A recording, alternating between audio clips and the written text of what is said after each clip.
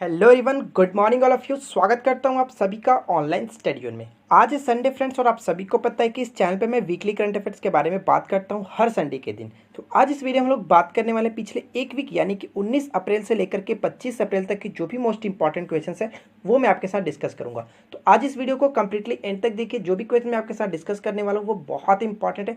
तो चलिए फ्रेंड्स, इस वीडियो को शुरू करते हैं। देखिए फ्रेंड्स, फर्स्ट क्वेश्चन क्या बनता है कि विश्व धरोहर दिवस कब मनाया जाता है, यानी वर्ल्ड हेरिटेज डे जो होता है वो प्रत्येक वर्ष किस दिन सेलिब्रेट करते हैं। इसका राइट आंसर होगा ऑप्शन नंबर बी, यानी कि 18 अप्रैल को प्रत्येक वर्ष मनाया जाता है। इसका उद्देश्य क्या होता है? सांस्कृतिक, ऐतिहासिक और प्राकृतिक जो विरासतें हैं उनका संरक्षण करना तथा स्मारकों के बारे में लोगों के बीच जागरूकता बढ़ाना इसका मेन पर्पस होता है। ठीक है, अब हम लोग बात करते हैं कि 2020 की थीम क्या रही, यानी वर्ल्ड हेरिटेज डे 2020 की थीम क्या रही। तो shared culture, shared heritage and shared responsibility इस वर्ष का थीम था। इस पॉइंट को याद रखेंगे। फिलहाल फ्रेंड्स बात करते हैं 17 अप्रैल, जो कि मैंने आपको प्रीवियस वीक में बताया था, पिछले वीक में हम लोग डिस्कस किया था। 17 अप्रैल को विश्व हीमोफीलिया दिवस के रूप में मनाया जाता है, जिसका थीम मैंने आपको क्या बताया था? Get involved. ठीक है, गेट इन्वॉल्व्ड थीम था। चलिए बढ़ते हैं नेक्स्ट क्वेश्चन की तरफ। और देखिए फ्रेंड्स, सेकंड क्वेश्चन क्या दिया गया? हाल ही में पर्यटन मंत्रालय द्वारा निम्नलिखित में से कौन सा वेबिनार लॉन्च किया गया? तो काफी अच्छा प्रश्न बन जाता है कि कौन सा वेबिनार लॉन्च किया गया। तो इसका राइट आंसर है ऑप्शन ए, देखो अपना देश। इसके तहत पर्यटन स्थलों के बारे में गहराई से जानकारी देना है और भारत की जो सांस्कृतिक और विरासत के बारे में विवरण प्रदान करना है। ठीक है, इस पॉइंट को याद रखेंगे। बढ़ते हैं नेक्स्ट क्वेश्चन की तरफ। और देखिए थर्ड क्वेश्चन क्या दिया है? थर्ड क्वेश्चन काफी अच्छा प्रश्न बनता है फ्रेंड्स। WWF यानी कहने का मतलब वर्ल्ड वाइड फंड, इंडिया के एम्बेसडर के रूप में किसे नामित किया गया?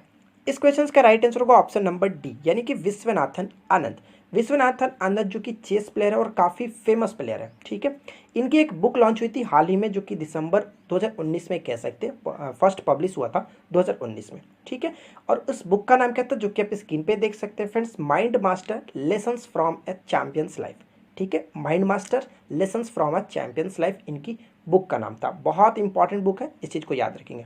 ठीक है फ्रेंड्स, आगे बढ़ते हैं। अगला प्रश्न बनता है कि खरीफ फसलों पर राष्ट्रीय सम्मेलन 2020 की अध्यक्षता किसने की है?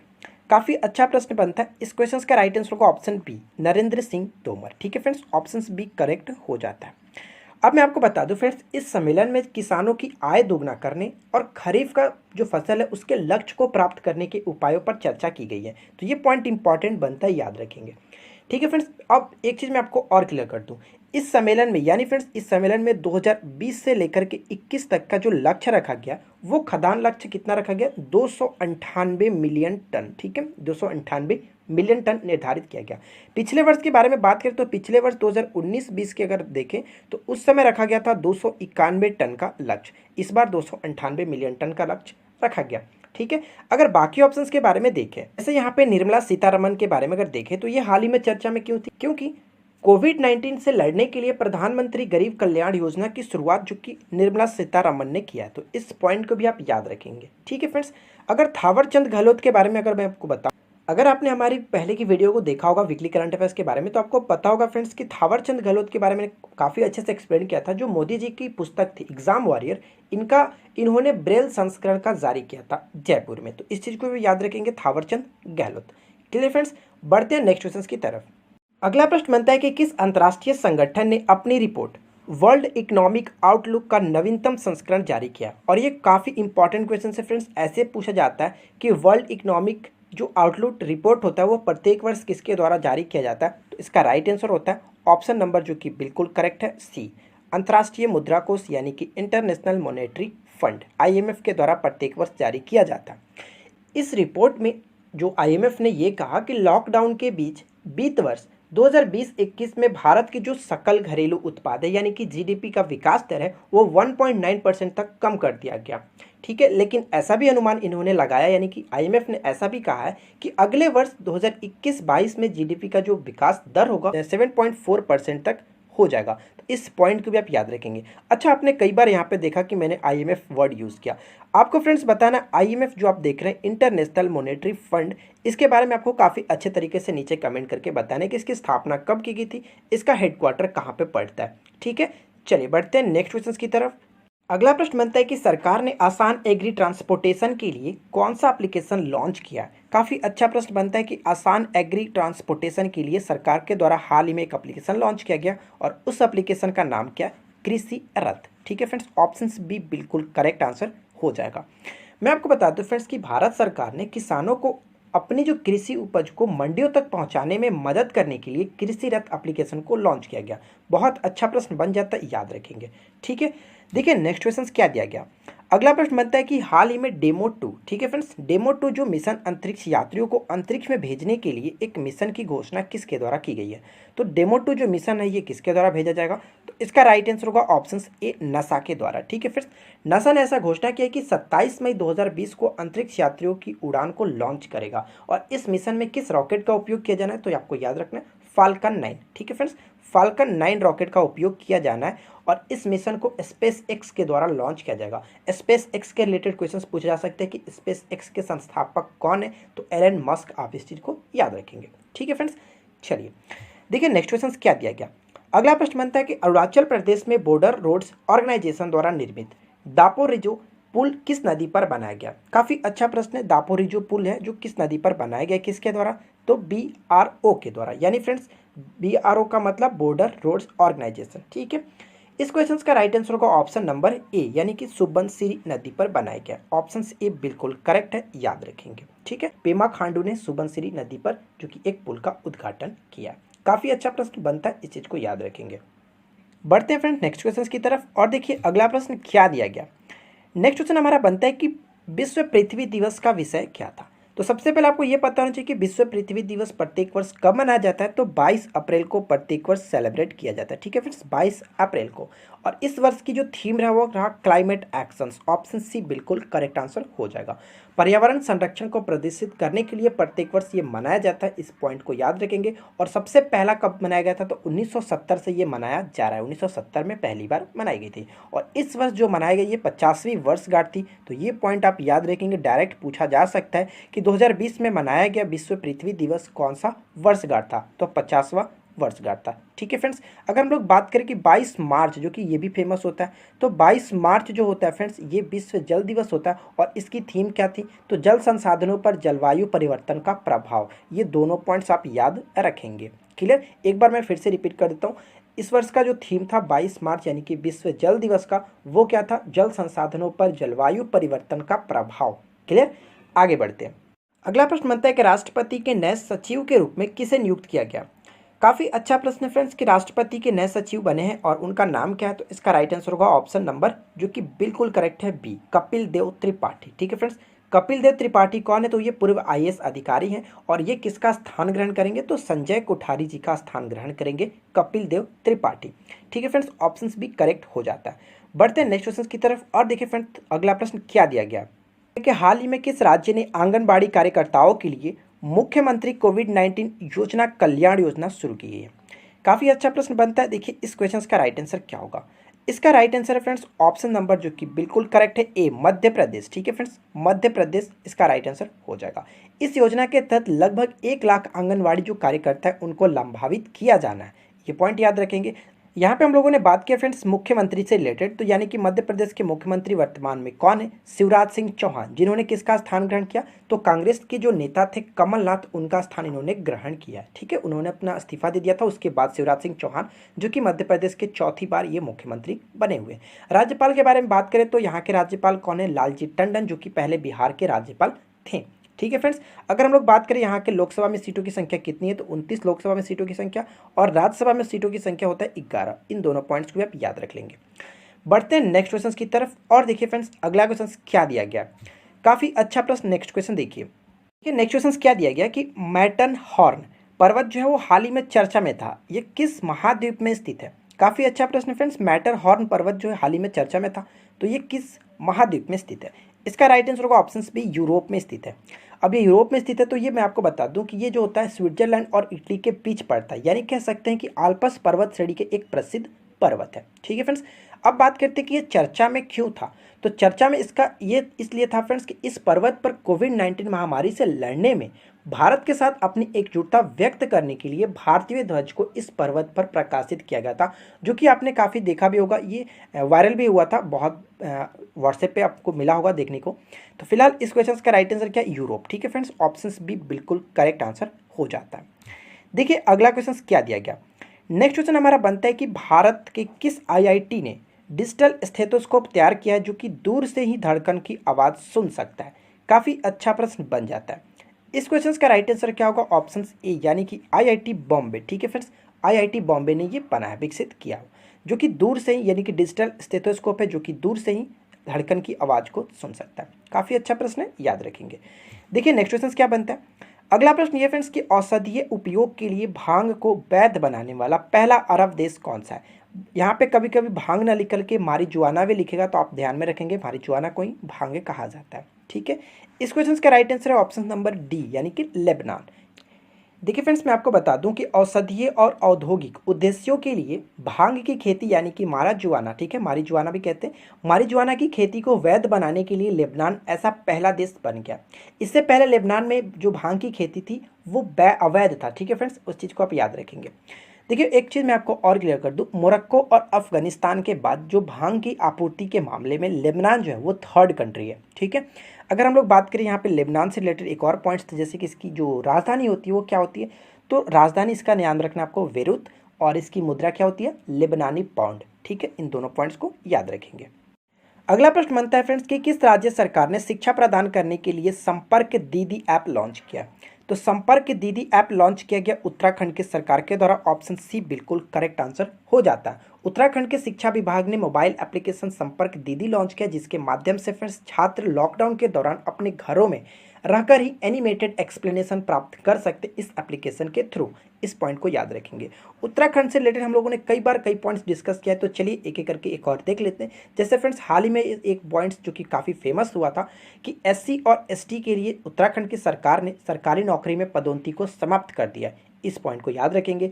दाल पोषित योजना जो कि स्टार्ट किया गया था उत्तराखंड के द्वारा, ऊर्जागिरी अभियान जो कि स्टार्ट किया गया था उत्तराखंड के द्वारा, और हाल ही में यहाँ के जो सीएम है त्रिवेंद्र सिंह रावत, उत्तराखंड की ग्रीष्मकालीन राजधानी की जो घोषणा की है वो की है गौरसौड़ को। ठीक है, गौरसौड़ को। यहाँ के राज्यपाल कौन है? यहाँ के राज्यपाल होती हैं बेबी रानी मौर्य। गठन कब हुआ था इस राज्य का, जो कि 27वां राज्य के रूप में गठन किया गया था 9 नवंबर 2000 ईस्वी को। ठीक है फ्रेंड्स, 2000 ईस्वी को। इस पॉइंट को याद रखेंगे। लोकसभा में कुल सीटों की संख्या 5 दी गई है, राज्यसभा में कुल सीटों की संख्या 3 दी गई है। इन दोनों पॉइंट्स को भी आप याद रखेंगे। आई होप कि यहाँ तक कोई दिक्कत नहीं होगी। चलिए बढ़ते हैं नेक्स्ट क्वेश्चन की तरफ। एक फ्रेंड्स आपसे रिक्वेस्ट है कि अगर आपको ये वीडियो पसंद आए तो प्लीज़ वीडियो को जरूर लाइक करें और साथ ही साथ अपने दोस्तों के साथ भी शेयर करें। चैनल पर पहली बार आए तो चैनल को सब्सक्राइब करके नोटिफिकेशन बेल को ऑन कर लीजिएगा, ताकि इसी तरह की न्यू अपडेट्स आपको मिलती रहे। देखिए फ्रेंड्स, अगला क्वेश्चन क्या कहता है कि किस दिन को अंग्रेजी भाषा दिवस के रूप में मनाया जाता है, यानी इंग्लिश लैंग्वेज डे कब मनाया जाता है? इस क्वेश्चन का राइट आंसर है ऑप्शन नंबर जो कि डी बिल्कुल करेक्ट होगा, 23 अप्रैल। ठीक है फ्रेंड्स, 23 अप्रैल को।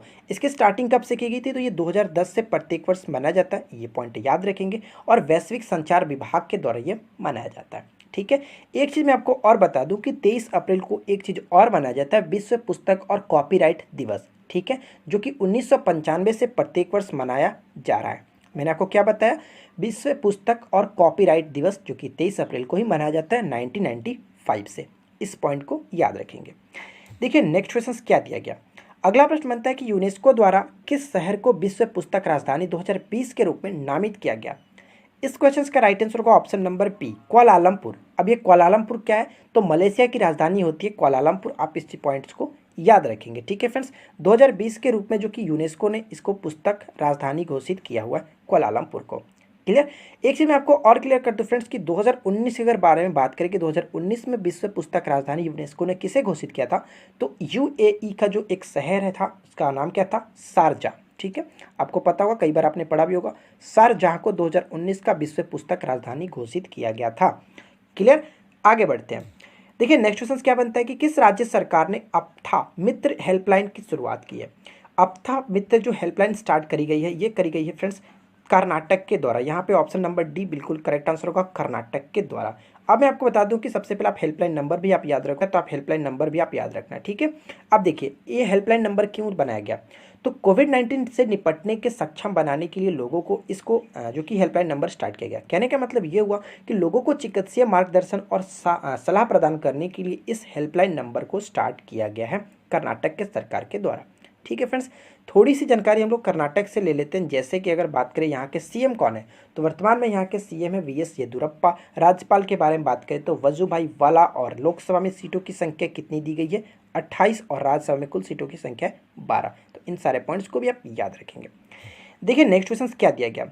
अगला प्रश्न बनता है कि विश्व प्रेस स्वतंत्रता सूचकांक में किस देश ने सर्वोच्च स्थान प्राप्त किया। इस क्वेश्चन का राइट आंसर होगा ऑप्शन नंबर बी, यानी फ्रेंड्स नॉर्वे ने सबसे जो कि अच्छा सूचकांक इसका सबसे टॉप पे रहा विश्व प्रेस स्वतंत्रता सूचकांक में, ठीक है। कुल 180 देशों की सूची में जो कि नॉर्वे फर्स्ट रैंक प्राप्त किया। उत्तर कोरिया जो है उस वो सबसे लास्ट में रहा, 180 देशों की सूची में सबसे लास्ट में उत्तर कोरिया रहा। और अगर हम बात करें भारत, जो कि हमें जानना है भारत से रिलेटेड, तो भारत की रैंकिंग फ्रेंड्स इस बार 2 पायदान ये नीचे खिसक गया, यानी कि 142वें स्थान पे पहुंच गया।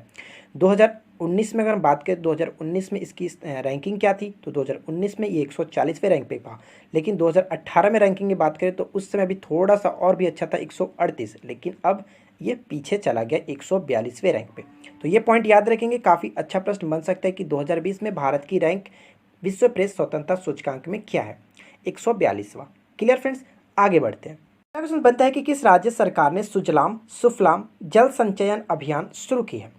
देखिए इस क्वेश्चन का राइट आंसर होगा ऑप्शन नंबर 1 गुजरात, ठीक है फ्रेंड्स। गुजरात सरकार ने इसका 3rd एडिशन लॉन्च किया, ठीक है फ्रेंड्स। सुजलाम सुफलाम जल संचयन अभियान गुजरात के सरकार के द्वारा ये 3rd एडिशन है। इससे पहले ये 2 बार लॉन्च किया जा चुका है और ये तीसरी बार इसको लॉन्च किया गया। अगला प्रश्न बनता है कि मैं बैडमिंटन हूँ अभियान के एम्बेसडर के रूप में किसे नामित किया गया।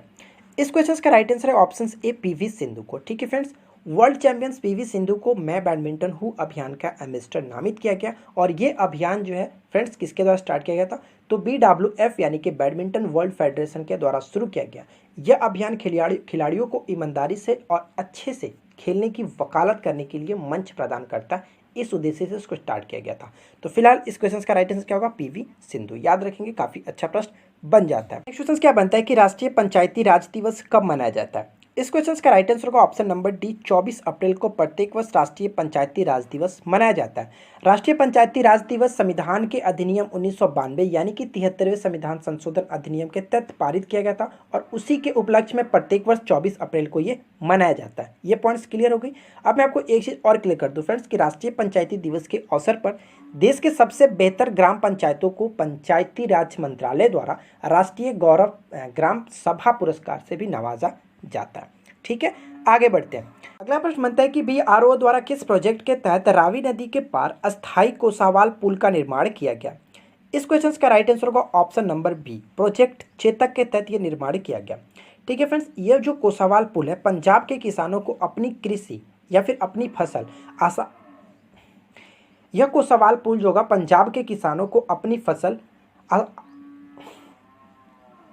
यह कोसावाल पुल पंजाब के किसानों को अपनी फसल आराम से ले जाने में मदद करेगा। काफ़ी अच्छे तरीके से इस क्वेश्चन को याद रखेंगे फ्रेंड्स, प्रोजेक्ट तहत, ठीक है। प्रोजेक्ट चेतक कोसावाल पुल। क्लियर, आगे बढ़ते हैं। देखिए फ्रेंड्स अगला क्वेश्चन हमारा क्या बनता है कि 23 अप्रैल 2020 को मणिपुर राज्य ने खोंगजोम दिवस किस युद्ध में लड़े गए योद्धाओं को श्रद्धांजलि देने के लिए मनाया है। इस क्वेश्चन का राइट आंसर है ऑप्शन सी, यानी कि एंग्लो मणिपुर युद्ध 1891, ठीक है फ्रेंड्स। एक चीज मैं आपको और क्लियर कर दूं कि एंग्लो मणिपुर जो ये युद्ध आप देख रहे हैं ये किनके बीच हुआ था, तो एंग्लो मणिपुर ब्रिटिश सरकार और मणिपुर साम्राज्य के बीच एक सशस्त्र संघर्ष था, ठीक है। और ये इसकी तिथि क्या थी, तो 31 मार्च से लेकर के 27 अप्रैल 1891 तक ये लड़ा गया था, जिसमें अंग्रेजों की जीत हुई थी। खोंगजोम युद्ध स्मारक भी यहाँ पे एक बनाया गया जो कि ऐतिहासिक स्थल है। इस स्थल का निर्माण युद्ध में लड़े गए जो बहादुर सैनिक थे उनकी याद में बनाया गया, ठीक है। मणिपुर से रिलेटेड पॉइंट्स के बारे में बात करना चाहे तो मणिपुर का गठन जो हुआ था 21 जनवरी 1972 को किया गया था। ये पॉइंट आप याद रखेंगे। और साथ ही साथ यहाँ के राज्यपाल कौन है, तो नजमा हेपतुल्ला, और यहाँ के सीएम कौन है, तो एन वीरेंद्र सिंह। लोकसभा में सीटों की संख्या जो मिली है 2 मिली है और राज्यसभा में सीटों की संख्या 1 दी गई है। इन सारे पॉइंट्स को आप याद रखेंगे, ठीक है। आगे बढ़ते हैं। देखिए फिर नेक्स्ट क्वेश्चन क्या बनता है कि किस देश ने नूर या फिर नौर, आप दोनों में से कुछ भी कह सकते हैं, लेकिन आपका जो इंग्लिश वर्ड है वो नूर होता है, ठीक है। नूर सैन्य उपग्रह लॉन्च किया है। इस क्वेश्चन का राइट आंसर का ऑप्शन नंबर जो कि सी बिल्कुल करेक्ट है। ईरान ने लॉन्च किया अपना देश का पहला सैन्य उपग्रह जिसका नाम है नूर, ठीक है फ्रेंड्स। अब मैं आपको बता दूं कि ईरान ने पहला उपग्रह जो अंतरिक्ष कार्यक्रम के लिए ये लॉन्च किया, ये 425 किलोमीटर की ऊंचाई पर अंतरिक्ष के कक्षा में लॉन्च किया, स्थापित किया, ठीक है। अगर बात करें ईरान से रिलेटेड एक पॉइंट्स, तो ईरान की राजधानी आपको ध्यान रखना है, इसकी राजधानी तेहरान होती है और इसकी मुद्रा होती है रियाल। और मैंने आपको एक चीज़ बताया था फ्रेंड्स, कुछ वीक पहले की वीडियो में मैंने आपको बताया था कि ईरान का जो एक तेहरान यूनिवर्सिटी है, उन्होंने एक सुरेना नाम का रॉबर्ट लॉन्च किया था। उस रॉबर्ट की खासियत क्या थी कि वो 100 लैंग्वेजों को बोल सकता था, समझ सकता था और उनको अच्छी तरह से ट्रांसलेट भी कर सकता था। और वो रॉबर्ट जो कि फेस रिकॉग्नाइजेशन में भी काफ़ी अच्छा था। तो इस पॉइंट को आप याद रखेंगे। और उस रॉबर्ट का नाम क्या था फ्रेंड्स? सुरेना। मैंने आपको इसके बारे में कई बार बताया। तो फ्रेंड्स इस वीडियो में हम लोगों ने टोटल 25 क्वेश्चंस के बारे में डिस्कस किया और साथ ही साथ कुछ एक्स्ट्रा क्वेश्चंस भी बताए जो कि काफ़ी अच्छे। तो फ्रेंड्स उम्मीद करूंगा कि आप लोगों को आज की वीडियो जरूर पसंद आई होगी। अगर आपको ये वीडियो अच्छी लगी हो तो वीडियो को लाइक करें, अपने दोस्तों के साथ शेयर करें और इसी तरह की हर वीकली करंट अफेयर्स के साथ बने रहने के लिए हमारे चैनल के साथ जुड़ सकते हैं। मंथली करंट अफेयर्स के लिए आप नीचे लिए गए डिस्क्रिप्शन को चेक कर सकते हैं, वहाँ पर मैंने हर मंथ की वीडियो बना रखी है। मिलते हैं फ्रेंड नेक्स्ट वीडियो में। Thanks for watching, keep learning, have a good day.